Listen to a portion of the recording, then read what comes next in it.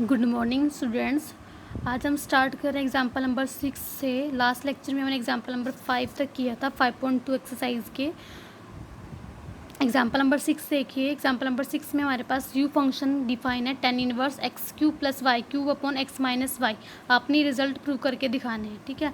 अब हमारे पास जो हमने प्रूव करना है फर्स्ट पार्ट में देखो, वो आपके पास आइलर्स थ्योरम जैसा एक रिजल्ट है। आइलर्स थ्योरम क्या होती है? अगर हमारे पास कोई फंक्शन यू होमोजीनियस फंक्शन बन जाता है एक्स और वाई का, तो हमारे पास आइलर्स थ्योरम क्या कहती है? X curly u by curly x plus y curly u by curly y upon y curly u by curly y is equal to n into u होता है। एन क्या होता है? डिग्री ऑफ होमोजीनियस फंक्शन, ठीक है। तो हमारे पास जो रिजल्ट है उस टाइप का है, तो मैं इसको होमोजीनियस फंक्शन में पहले रिप्रेजेंट करूंगी यू को, उसके बाद आइलर्स थ्योरम लगाऊंगी, ठीक है। तो सबसे पहले मैंने अपना फंक्शन यू लिखा। यू इस तरह से गिवन है हमारे पास tan inverse x cube plus y cube upon x minus Y.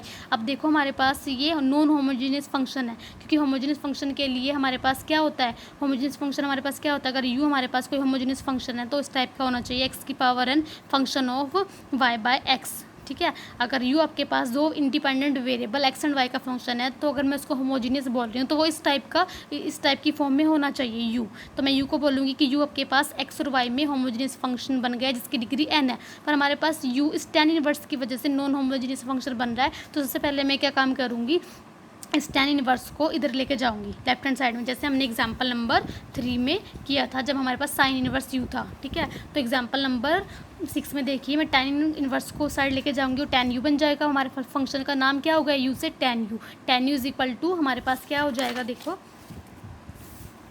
हमारा tan u किसके बराबर आ गया? tan u is equal to x cube plus y cube upon x minus y. अब मैं इसको रिप्रेजेंट करूँगी होमोजीनियस वाली फॉर्म में। मैं क्या काम कर रही हूँ, ऊपर से भी x की हाईएस्ट, जैसे मैंने पहले भी किया हुआ है लास्ट एग्जाम्पल्स में, कि x की हाईएस्ट पावर एक्स क्यू बाहर कॉमन ले रही हूँ, नीचे से भी x कॉमन ले रही हूँ, तो हमारे पास कितना आ जाएगा? X cube into 1 plus y by x की होल क्यूब आ जाएगा, नीचे से 1 माइनस वाई बाई एक्स हो जाएगा। सिंप्लीफिकेशन करेंगे तो हमारे पास ये आ जाएगा, ठीक है। अब हमारे पास जो tan u है वो होमोजीनियस फंक्शन की फॉर्म में बन रहा है, एक्स की पावर एन इंटू फंक्शन हमारे पास वेरिएबल है वाई बाई एक्स की फॉर्म में, ठीक है। तो हमारे पास ये किसकी डेफिनेशन? होमोजीनियस फंक्शन की डेफिनेशन है। तो मैं बोलूँगी कि tan u क्या बन गया? होमोजीनियस फंक्शन बन गया जिसकी डिग्री कितनी है? यहाँ पे n कितना है? 2 और x और y में है, ठीक है। तो आइलर्स थ्योरम हमारे पास क्या कहती है इस फॉर्म में, कि x करली बाय करली एक्स ऑफ फंक्शन जो होमोजीनियस है। तो होमोजीनियस फंक्शन क्या है? tan u के प्लेस पे क्या है? tan u आ जाएगा, प्लस y करली बाय करली y हो जाएगा tan u का ही, इज इक्वल टू n कितना है? 2 है इंटू फंक्शन यानी कि tan u। उसके बाद हम simply x as it is इसका डेरिवेटिव निकालेंगे विद रिस्पेक्ट टू एक्स, क्योंकि यू हमारे पास किसका फंक्शन है?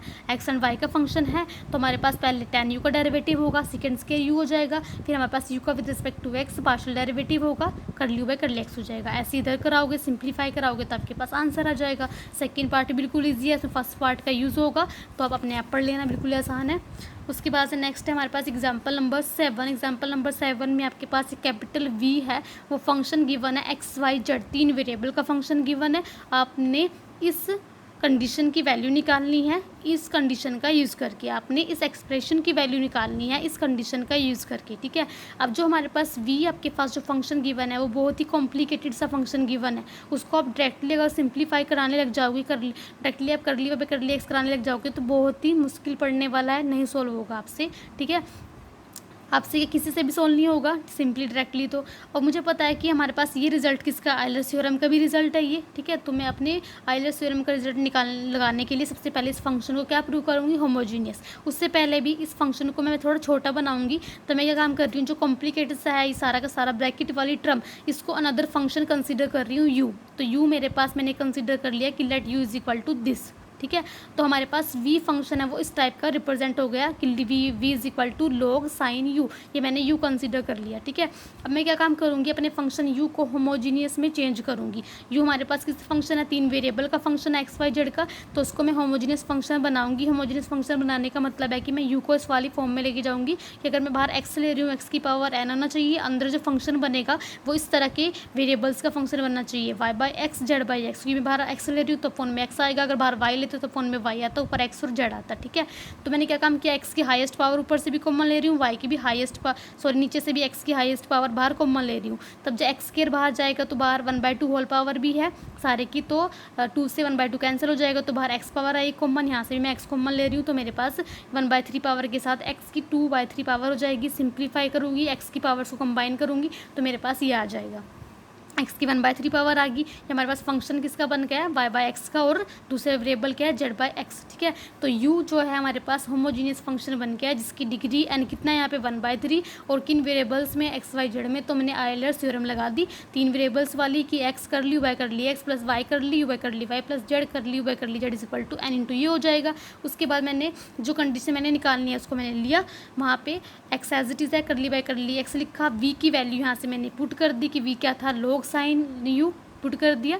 उसके बाद मैंने सारा कुछ पुट कर दिया। उसके बाद मैं क्या काम करूँगी, इसका डेरिवेटिव निकालूंगी with respect to x, partial derivative. अब मुझे पता है यू एक्स वाई जेड तीनों का फंक्शन गिवन है, ठीक है। तो इसका partial derivative with respect to x क्या होगा, पहले इसका डेरिवेटिव होगा, लोग ऑफ फंक्शन का डेरिवेटिव, ठीक है।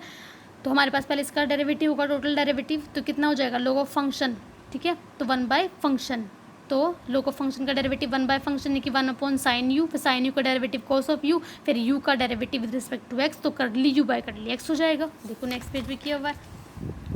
सबसे पहले हमने लोग साइन यू का डेरिवेटिव लिया, वो कोट यू बन जाएगा, एक्स तो बाहर था एज इट इज़ है, तो यू का फिर एक्स, क्योंकि हमारे पास पहले तो टोटल डेरिवेटिव हुआ ना फंक्शन का with respect to, total derivative with respect to u क्योंकि यू में फंक्शन था। अब यू फर्दर किसका फंक्शन है, एक्स वाई जेड का, तो यू का with respect to x derivative होगा। फिर यहाँ पे नेक्स्ट ब्रैकेट में क्या था हमारे पास, इसका विद रिस्पेक्ट, क्योंकि यू हमारे पास वाई का फंक्शन है, तो पहले इसका डेरिवेटिव होगा, वो भी कोट यू बन जाएगा, फिर यू का with respect to y derivative होगा। यहाँ भी कोट यू बन जाएगा, फिर यू का with respect to z partial derivative होगा।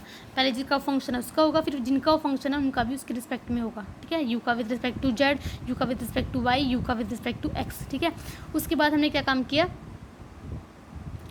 कोट यू कॉमन आ रहा है बाहर, कोट यू कॉमन ले लिया, यहाँ से हमारे पास ये चीज़ बच जाएगी, ठीक है। उसके बाद quote u as it is equation number 1 का यूज़ किया, वहाँ से हमने हमारे पास ये वैल्यू आई थी जब हमने आयलर्स थ्योरम का यू के लिए यूज़ किया था, तो हमारे पास एन 1/3 तो ये आ जाएगा। उसके बाद हमारे पास जो गिवन कंडीशन है उसका यूज़ कर रहे हैं, किसी ना किसी की वैल्यू आ जाएगी, ठीक है। तो x equal to 0, y equal to 1, z equal to 2।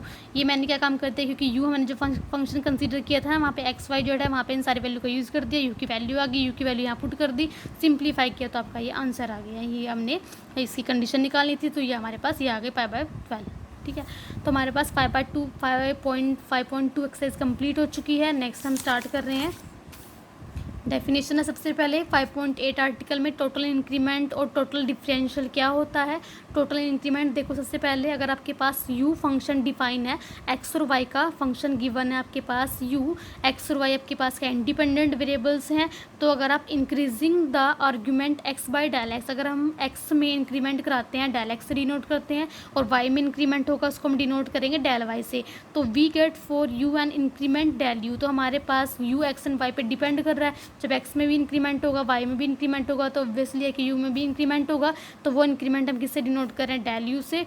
तो which is called the total increment of the function you, जिसको हम डिफाइन करेंगे डेल यू से। और उसका निकालने का फार्मूला क्या है कि फंक्शंस की वैल्यू है, ठीक है। फंक्शन की सबसे पहले फंक्शन की वो वैल्यूज़, फंक्शन में जो आप आर्ग्यूमेंट यूज़ करोगे वो वाले आर्ग्यूमेंट होंगे जो आपके पास एक्स की इंक्रीमेंट होने के बाद जो आर्ग्यूमेंट बने हैं, यानी कि यहाँ पे वो वाला फंक्शन यूज़ होगा जिसमें आपके पास जो वेरिएबल यूज़ होंगे, जो आर्ग्यूमेंट यूज़ होंगे वो इंक्रीमेंट वाले आर्ग्यूमेंट यूज़ होंगे, ठीक है, माइनस फंक्शन की जो ओरिजिनल वैल्यू थी, यानी कि जो आपके पास ओरिजिनल आर्ग्यूमेंट में फंक्शन गिवन था।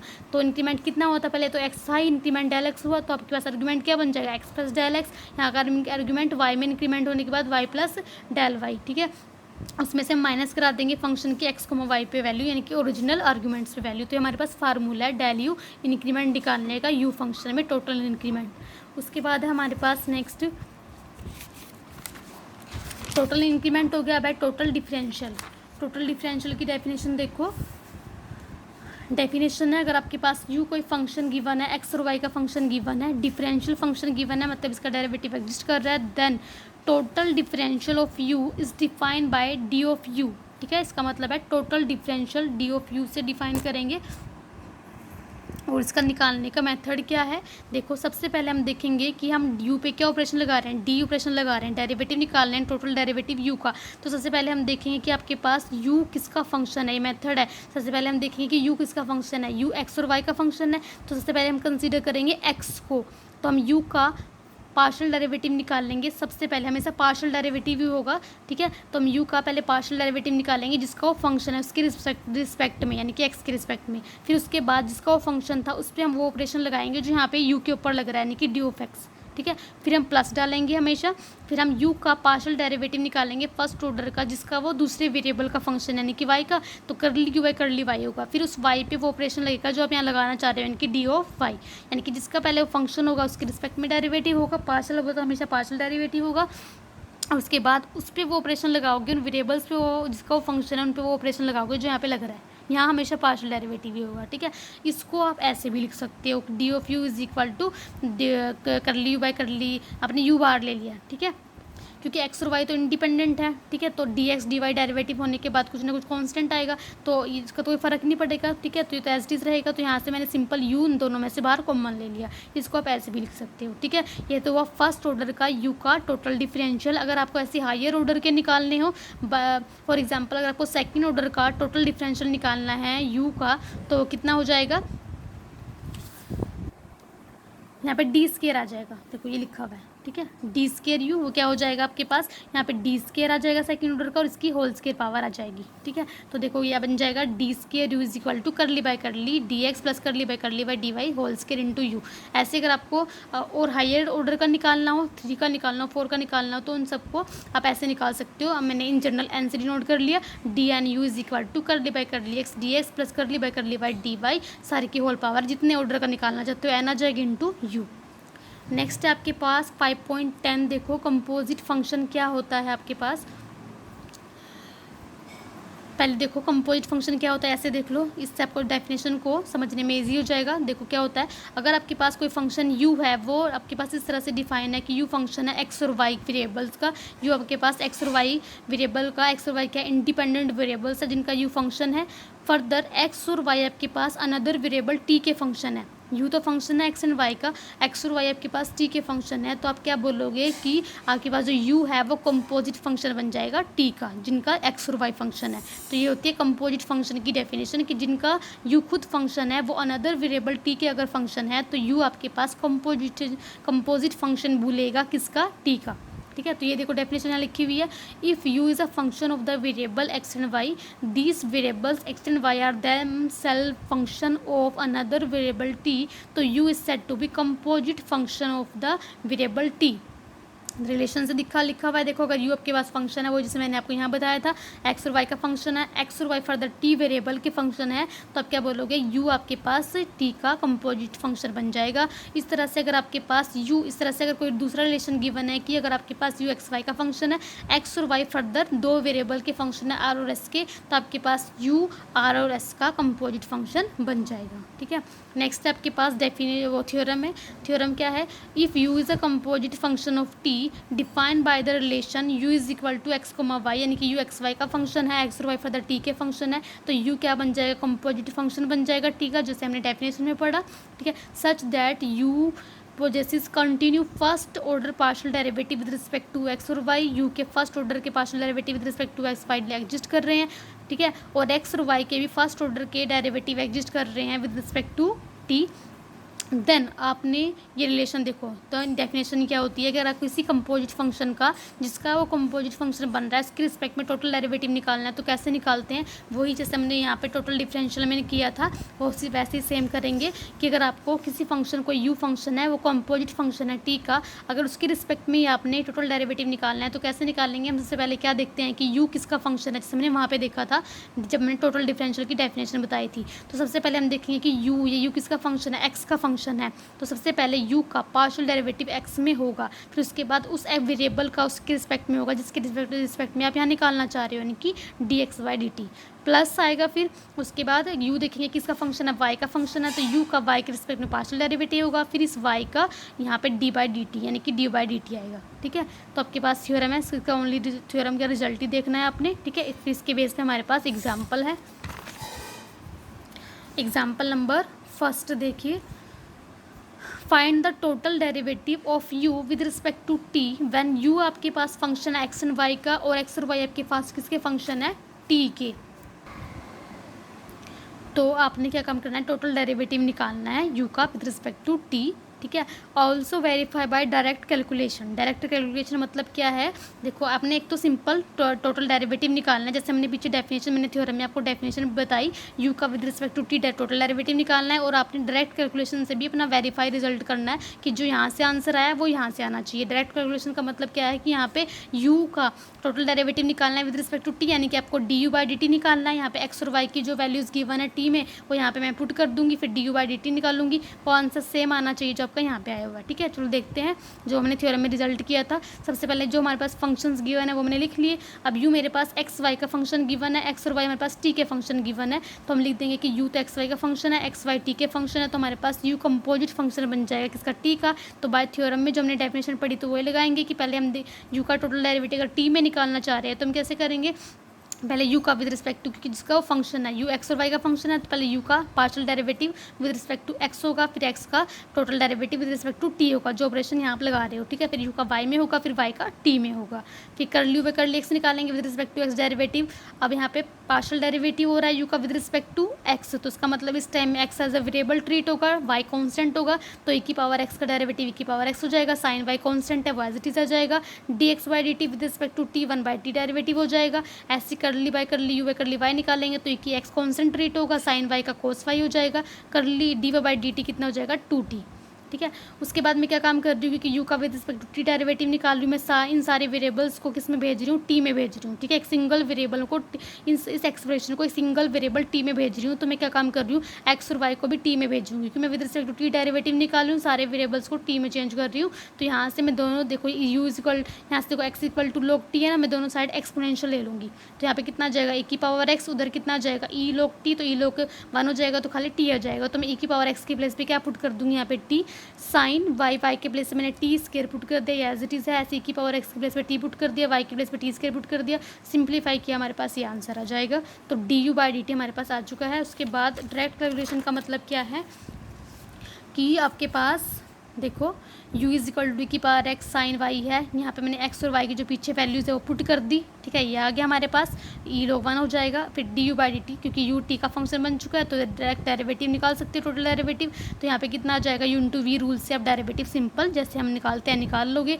फिर देखो वेरीफाई करो, सेम आंसर आ रहा है, देखो sine t square 2t square cos t square, यहाँ भी sine t square plus 2t square cos t square, तो आंसर सेम आता है, ठीक है। आज हम इतना ही करेंगे, नेक्स्ट हम कंटिन्यू करेंगे नेक्स्ट लेक्चर में।